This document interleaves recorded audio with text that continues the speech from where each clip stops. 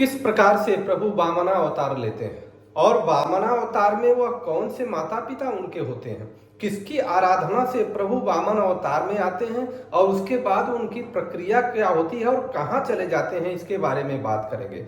राजा बलि को किस प्रकार से जीता नहीं जा सकता था, अर्थात पूरे सकल ब्रह्मांड में कोई भी दैत्यराज बलि को कोई जीत नहीं सकता था। इसलिए इंद्र की रक्षा के लिए, इंद्र की संपत्ति को उनके पास लौटाने के लिए वामन अवतार प्रभु ग्रहण करते हैं और उसके बाद कौन कौन सी लीला करते हैं संक्षिप्त में जानने का प्रयास करेंगे। जय हिंद साथियों, मैं आपका साथी रघुवंश, संयोजक विश्व का सबसे लंबा तिरंगा समिति।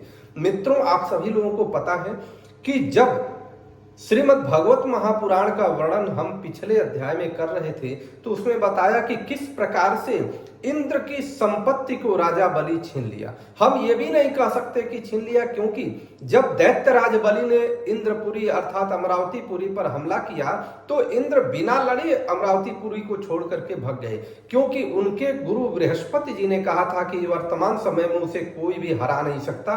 और जब ऐसी स्थिति हो गई कि वो जाकर के पहाड़ों की खोह में छिप गए, उसके बाद सारे देवता इधर उधर भाग गए, तब इंद्र की माता अदिति और कश्यप ऋषि का किस प्रकार से सामंजस्य होता है। माता अदिति को बहुत चिंता हुआ कि किस प्रकार से हमारे बच्चों का पुनः संपत्ति उनको मिल जाए। हर माता को चिंता होता है अपने बच्चों के लिए, प्रत्येक माँ अपने बच्चों के लिए हमेशा चिंतित रहती है। उसी प्रकार से माता अदिति भी चिंतित थी कि किस प्रकार से इंद्र आदि देवताओं को उनकी संपत्ति और स्वर्गपुरी मिल जाए।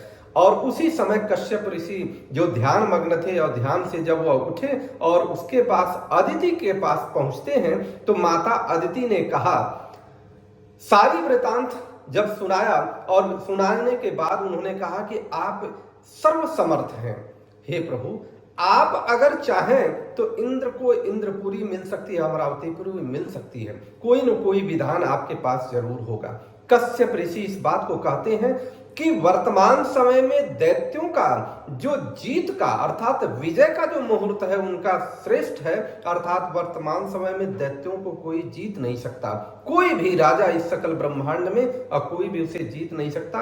अब एक उपाय है, एक उपाय से उनको दैत्यों की जो सलूशन है या दैत्यों का जो निवारण है वह हो सकता है कि तुम पयोव्रत धारण करो। पयोव्रत धारण करने के पश्चात श्री नारायण प्रकट होंगे, तुम्हें वरदान देंगे और वही कुछ न कुछ रचना करेंगे। माता अदिति ने वही काम किया कि पयोव्रत धारण किया। 12 दिवसीय दूध पर केवल रह करके जिस प्रकार से विधान बताया था उस विधान का पालन करते हुए उस व्रत का धारण किया, व्रत रखा और उसके बाद श्री नारायण प्रकट हुए। नारायण के सामने जब इन्होंने अपनी इच्छा को बताई कि हमारे इंद्र आदि पुत्रों को इस प्रकार से अमरावतीपुर से च्युत कर दिया गया है, अर्थात दैत्यों ने उनकी राजधानी छीन लिया है, तो इस समय आप ही इसके तारणहार हैं। इस समय श्री नारायण प्रभु कहते हैं कि देखो, वर्तमान समय में दैत्यराज बलि को कोई जीत नहीं सकता, परंतु यह निश्चित है कि एक निश्चित समय आने पर मैं इसका जरूर सलूशन निकालूंगा, इसका निवारण करूंगा। तुम्हारे गर्भ से मैं उत्पन्न होऊंगा, अवतार धारण करूंगा और तब मैं ये काम करूंगा।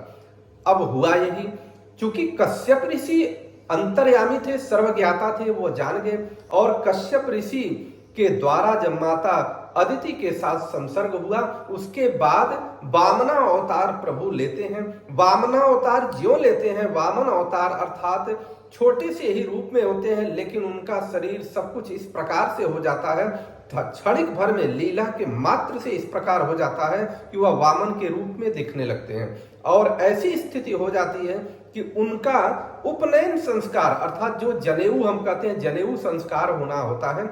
जनेऊ संस्कार का विधान जब इस प्रकार से होता है तो बहुत प्रकार से हमारे सनातन संस्कृति में आप सभी लोगों ने देखा है कि जब जनेऊ का कार्य होता है तो उस समय बटुक भिक्षाटन करने के लिए जाता है और बटुक को वस्त्र इत्यादि, मेखला और सारा कमंडल इत्यादि दिए जाते हैं जिससे वह भिक्षाटन के लिए जाए। पूरी प्रक्रिया यही हुई और वहीं से हमारे सनातन का विधान जनेऊ का हुआ है। और जनेऊ में जो बहुत सारे लोगों ने अलग अलग चीजें दिया, परंतु बड़ी बात यह है कि जो जो मुख्य चीज है, जो कमंडल कहा जाए, जनेऊ कहा जाए, और उसके बाद हम कहें मेखला कहा जाए, वस्त्र कहा जाए, कोपीन माता अदिति ने दिया, गायत्री माता ने उन्हें गायत्री मंत्र दिया। हालांकि आप सभी लोग जानते हैं कि ईश्वर को, जो परम पिता परमेश्वर है, उनको किसी भी प्रकार के मंत्र की आवश्यकता नहीं है देने की, परंतु यह एक सनातन का विधान बना। उसमें गायत्री माता ने उनको गायत्री मंत्र दिया, और उसके बाद जनेऊ का विधान किया गया, जनेऊ गुरु बृहस्पति जी ने दिया, और छत्र आप देखिए जो आकाश के देवता हैं उन्होंने छत्र दिया, और दंड जो दिया वन के स्वामी चंद्रमा ने उनको दंड दिया। इस प्रकार से बहुत सारी चीजें सभी देवताओं ने, ब्रह्मा आदि देवताओं ने, सभी ने दिया, और उसके बाद वही दंड और चक्र लेकर के और प्रभु चल देते हैं। कहां चलते हैं कि जहां दैत्यराज बलि यज्ञ कर रहे थे, दैत्यराज बलि शुक्राचार्य जी के सहयोग से यज्ञ कर रहे थे, और उस यज्ञ में पहुंचते हैं, यज्ञशाला में पहुंचकर ब्राह्मण का वेश धारण करके, ब्राह्मण बालक का वेश धारण करके पहुंचते हैं। आगे क्या होता, आगे अगले दिन हमें इसको समझना है कि ईश्वर अवतार लेते हैं, वामना अवतार में आते हैं।